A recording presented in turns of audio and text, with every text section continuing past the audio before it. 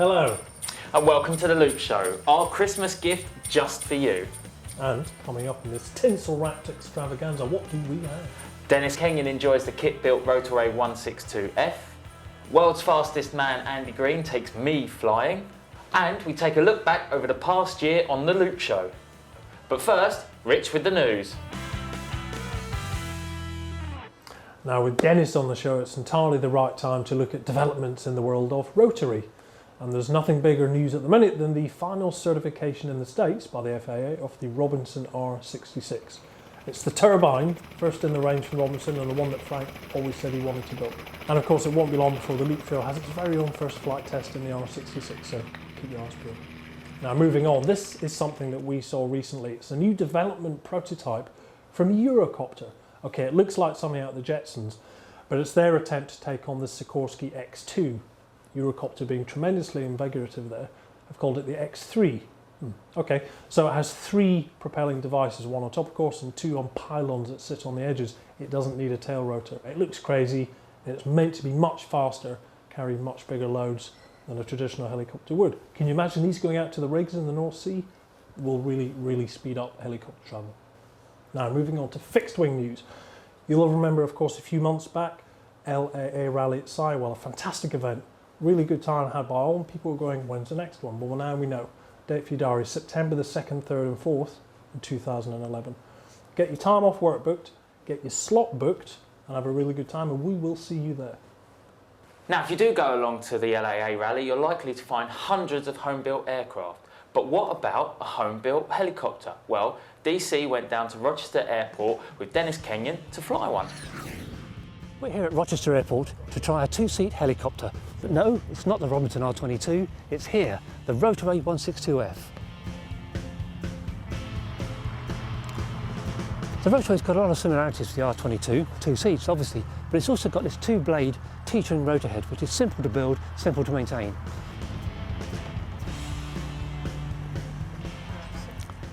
Unlike the R22, the Rotorway uses its own engine. It's 162 cubic inches, which is 2.65 litres, produces about 150 horsepower. We sent our man Dennis Kenyon up to fly it.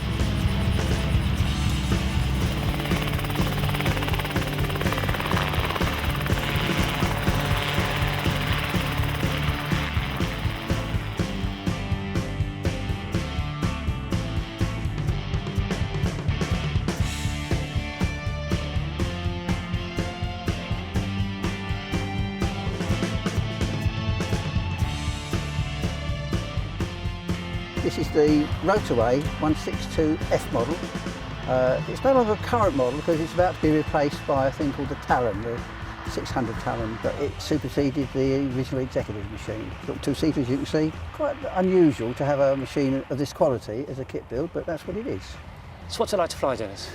Dave, you're asking the wrong guy. As far as I'm concerned, there isn't a helicopter made in the world that isn't fun to fly, but this particular one, yeah, very nice indeed, for what it is.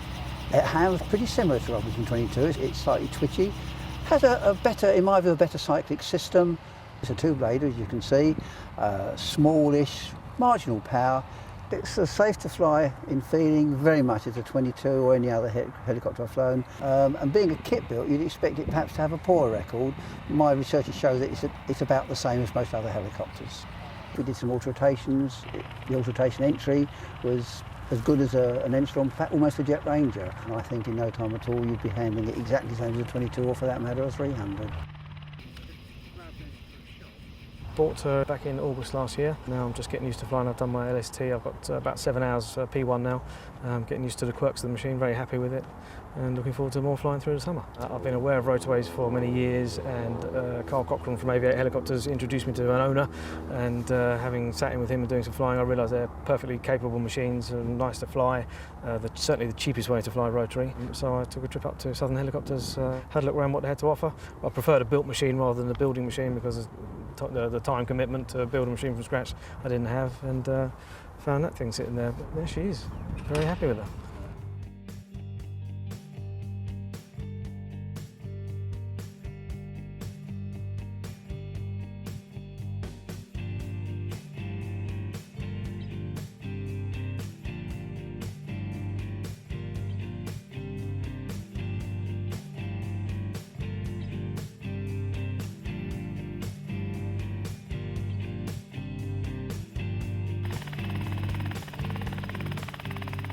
It's a proper hands-on flying machine. There's no RPM governor, so it's not hard work, but it takes some getting used to, and it's got its own quirks. But absolutely recommend it to anyone. I'd like to see more people flying these. There are, I think, 35 to 40 roughly on the UK register. I worked it out on the 25 hours a year with fuel costs and maintenance costs on the permit and fully comprehensive insurance, £200 an hour flying cost, which is the cheapest way to do Rotary. What about the costs? Well, that's the big ace in the hole for this machine. It's half the price of a 22. Of course, it is a kit built. The latest version of this, which is the Talon, is now selling at $97,000, and it's reckoned to be 1,000 hours of your personal time to put it in the air. As a two-seater, bearing in mind it's kit built and at very low cost, it would make a perfect entry into our helicopter world, particularly for fixed-wing flyers.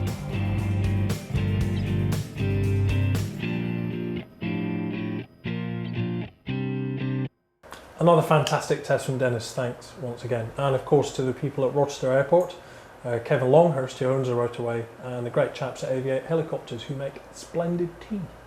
So now it's time for something completely different. Now, once in a lifetime opportunities, as the title suggests, don't come along too often.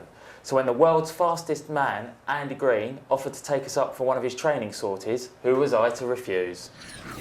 What do you do after you've broken the land speed record and been the first man to go supersonic on the ground? Well, if you're Andy Green, you try and top that by going 1,000 miles an hour in a rocket-powered car. But that's going to take training.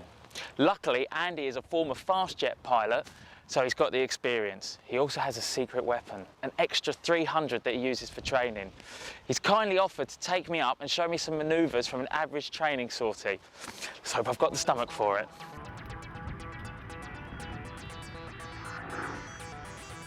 Since 1994, Wing Commander Andy Green has been part of a British land speed record team. Along with project director Richard Noble, they broke the land speed record in 1997 by going supersonic in Thrust SSC. Welcome, good morning, Golf Sierra, India, taxi 2. So with my flight suit on, straps tightened and ready to roll, I took the opportunity to find out more about the world's fastest man. Okay, off we go. So Andy, how did you first get into aviation? I was very lucky. I pretty much had my dream introduction to aviation. Applied to the Royal Air Force straight from school and was sponsored through university for a cadetship, straight through flying training and finished up on fast jets. Just couldn't have been better. How did you get involved with the land speed record? Literally saw a piece in the Sunday Times saying that Richard Noble was building a land speed record car and he was looking for a driver. In 1997, we went on to set the world's first and still only supersonic world land speed record. And now you're planning to go on to break the 1,000 mile an hour barrier. What stage is that at the moment? Bloodhound supersonic car now, we're about 2 years off running at high speed.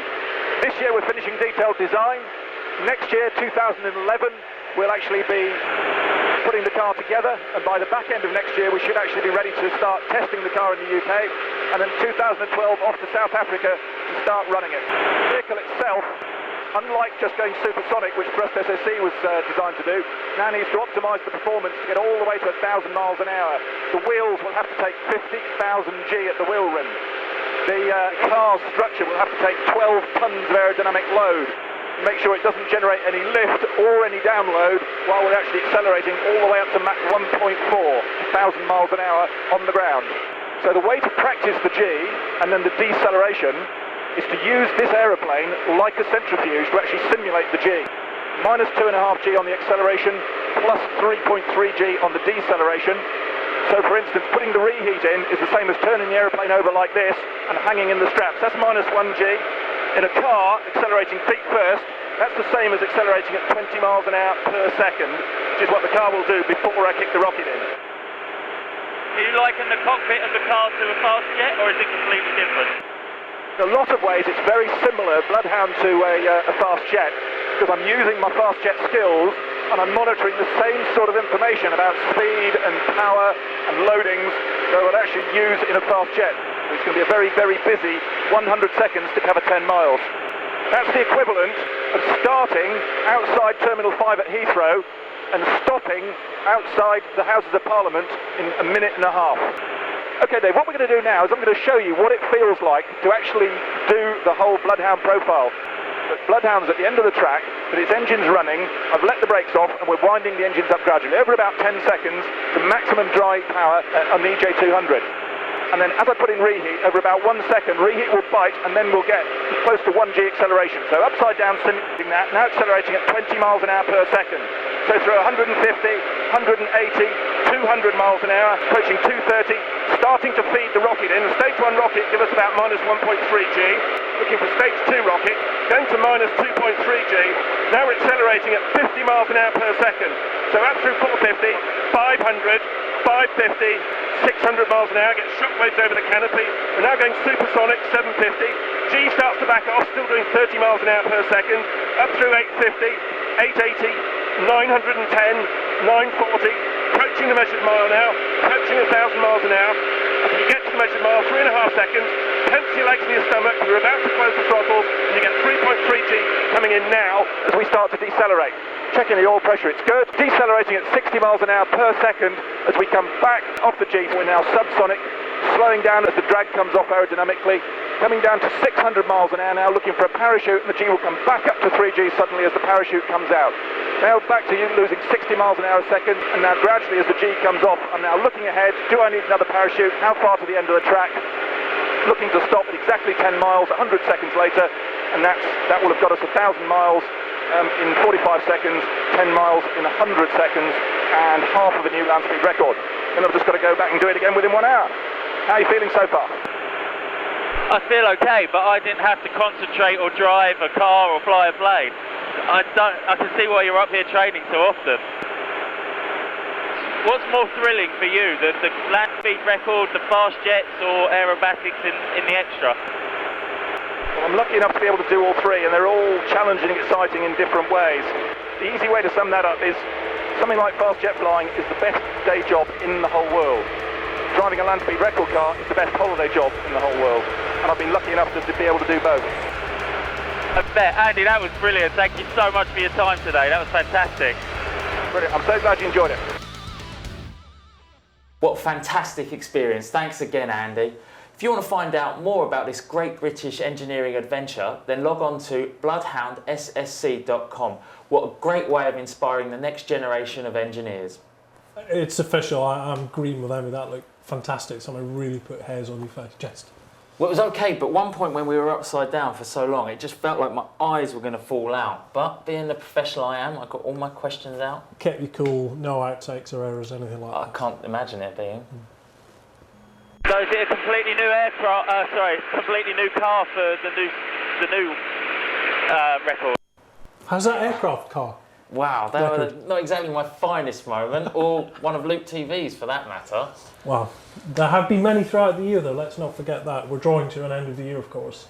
And this is a kind of time of year when Helen, the resident Catherine Bigelow at Luke TV, the best director in the whole world of aviation movies, makes us look like idiots. And, of course, reminds us the really cool stuff we've seen this year. So, thanks as ever for joining us. Thanks for everybody that's helped us throughout the year. And we'll see you in a month. Cheerio. Goodbye.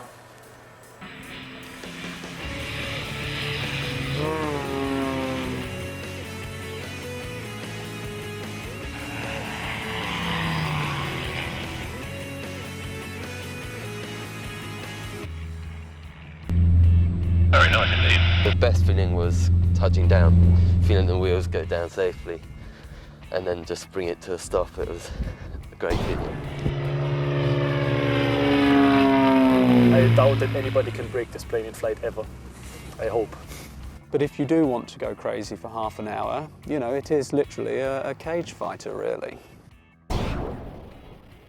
The claimed fastest turboprop single in the world. Really, it is the ultimate going places aeroplane. The Ensign 480 makes a great first buy. It's a roomy machine, and of course it's got a historic safety record. I'd say, yeah, to anyone who wants to tackle a build like this, I'd say go ahead and do it. I've not regretted it one bit. So, who gets to fly the new Falcon 2000 LX? It is, of course, former fighter pilot Nick Hurd. But that's probably the most astounding acceleration I think I've seen in any aircraft, actually. 30.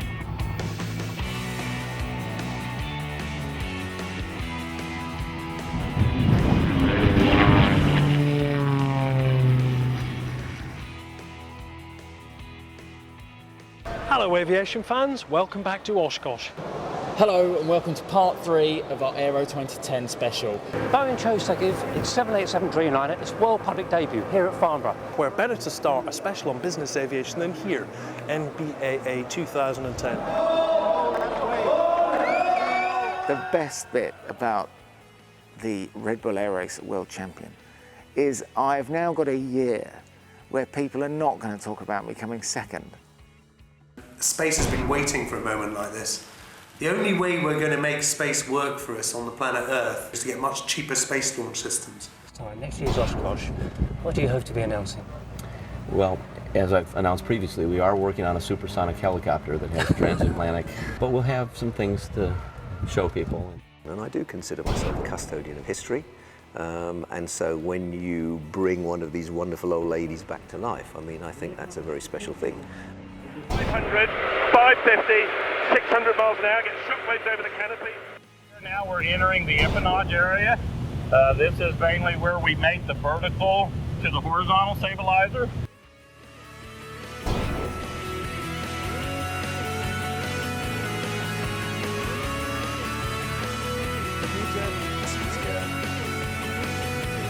Right off into the sunset.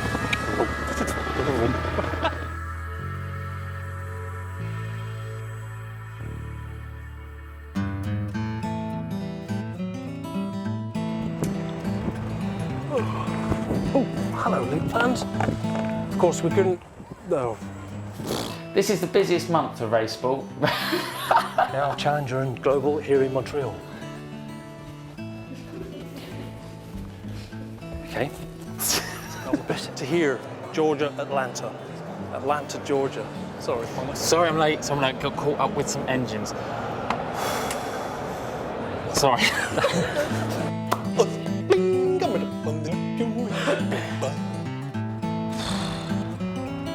I'm filled with bristling goodies. Bristling with filled... Oh. Very light jerks. So I'm doing by... Doing? Sorry. I've also shown... Oh, what am I trying to say now? I've completely forgotten it. Sorry. Sorry. Feet are aching. My stomach is full of hot ice cream now. Hot ice cream. Is that what they like to fly? But first we're going to see the whole... Oshkosh 2010, the world's biggest aviation show. It's in the nose, I think, just behind the retractable pop. Let's do it one more time, Once more. Can I go for a wee before we go home? Would ask. So it was a bit fast, wasn't it? So let's do that again. Yeah. Out there in training, these are the kind of things you're probably going to be flying in a few years' time.